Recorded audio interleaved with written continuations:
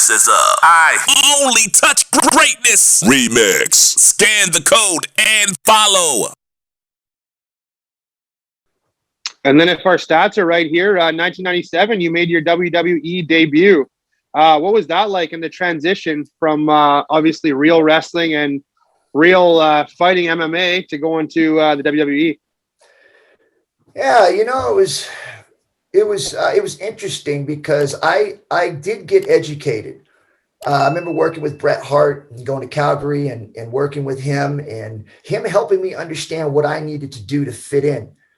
Because no matter how bad you are, no matter how tough you think you are, walking into a locker room in the WWF, you're gonna get humbled real quick because there's a lot of different ways for guys to get over on you and for you to feel beat up at the end of the day.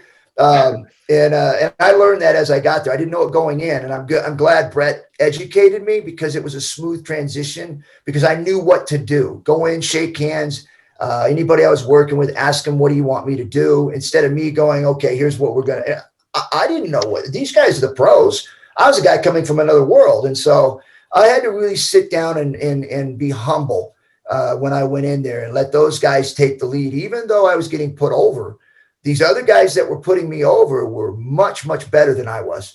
And that I had to make sure that they knew that I respected them and that I was appreciative of them doing what they were doing. So what was it like working with Bret? Bret was, I was, the attitude era. I mean, yeah. Who isn't good? Who wasn't good?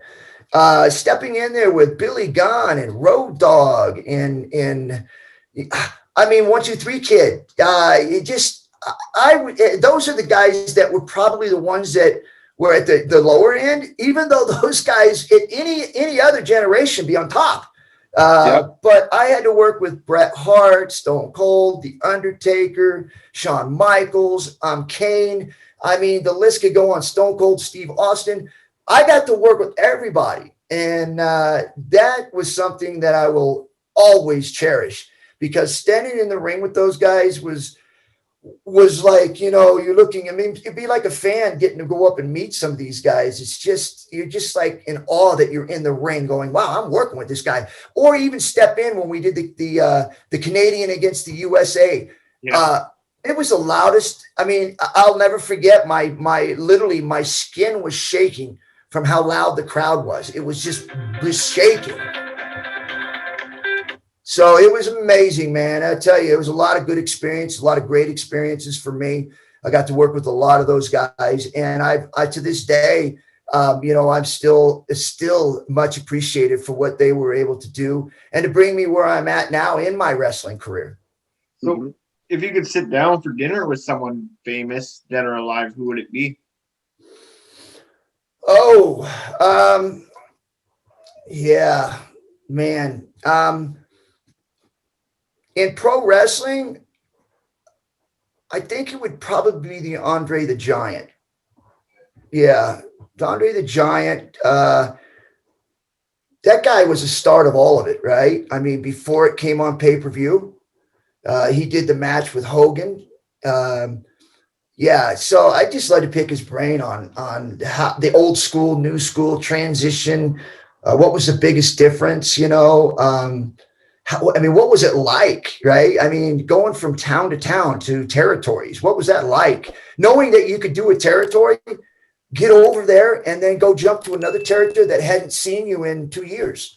Yeah. So yeah, it would have been just kind of just picking the brain and knowing what that was. Another one, Bruiser Brody. Yeah, another guy, just a different kind of talent, more of a tough guy. Picking his brain on how it was and his adjustments in pro wrestling. I would say that, yeah, for sure. Those two, I think would be really interesting. And then a couple of years back. Go ahead, Ryan. Sorry. No, you go ahead. I asked 2 in a row. Okay. I was just going to say a couple of years back, you got inducted into the Hall of Fame for the UFC with Hoist. What was it like being the first recognized?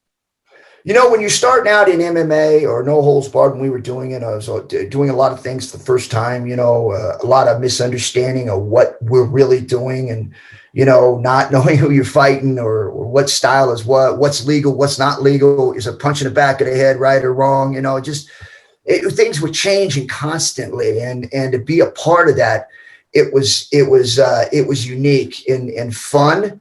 But when you're at the end of the road and the only thing you're thinking about is like, okay, I'm going to be the greatest. I'm going to win. I want to be a champion. I want to be great. That's the legacy you want, right? No one goes into their prospective careers and goes, hey, I want to be a Hall of Famer. I mean, it's not something you think about. Because that's not what's going to make you great, right? At least in your head. What's making you great is being the best, and then carrying on being the best, and people recognizing you as you being the best in the world. Once you achieve that, you're pushing your things to being the best there ever was. Then once you do that, and that's all suggestive, right? No one can really say, hey, you're the greatest ever. It's an opinion. So once you do that, you don't realize that when you get inducted into the Hall of Fame, that you literally have just been told you were one of the best there ever was. Because to be in the Hall of Fame, you have to be. That's part of the credentials, is you got to be at that level to be the best there ever was, or at least in the conversation at that particular time in your career.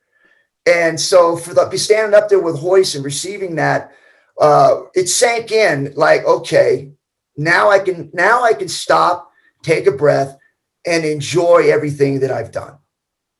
You spent many matches feuding, and a couple of years actually feuding with The Rock. We interviewed The Godfather last week, and we asked the same question. What was it like to share the ring with The Rock, and did you realize that he was going to be a superstar that he is today? Yeah, I got a bird's eye view. I mean, I'd like to think that, he really, really helped me become who I am. I was already the champion in the UFC and did what I did there. I was already accomplished, but in wrestling, he literally helped me become the world's most dangerous man. He helped me develop that character, as I did him with The Rock, because he literally changed his name in our program. He changed his name to The Rock and started this from Rocky to The Rock. And you can lay the smack down, and watched him literally when he picked up the mic and they gave him the mic and allowed him to run with the mic, was when you started going, this guy's special. This guy's special. And I worked matches out with him. We would both throw our ideas in there and we would figure out what was best. Even the chair shot. That was the one I wanted to have happen, because I felt like that would get him over where he needed to be, and it would get me over where I needed to be, as being one badass motherfucker, right? And him being like, I'm going to lay the smackdown on your candy ass kind of thing, right? So I felt like it was one of those moments that really solidified each of our characters, of who we were. And so, from that point on, I thought we helped each other grow and become the people we are today. Mike? Was there a favorite venue that you fought in or wrestled in? No, I mean, listen, at that time, every venue we went to was sold out, a week, one day. And we had some of the biggest crowds ever, and just the pops that we were getting. So yeah, there was a lot of great places, but it's hard to tell, because even this Madison Square Garden, man, we were just killing it. And but that was one that I enjoyed going to. I love going there. Dallas was another place I really enjoyed. And of course, Canada was just nuts. I mean, that was special. So, but yeah, there was a lot of places I enjoyed going. And I even felt like when we did stuff in Northern California or the West Coast, where wrestling wasn't so popular in the past, became popular. And watching the houses get sold out in different areas, in the big cities in the West Coast. So that was special too, because like I said, you never seen crowds like that for wrestling before.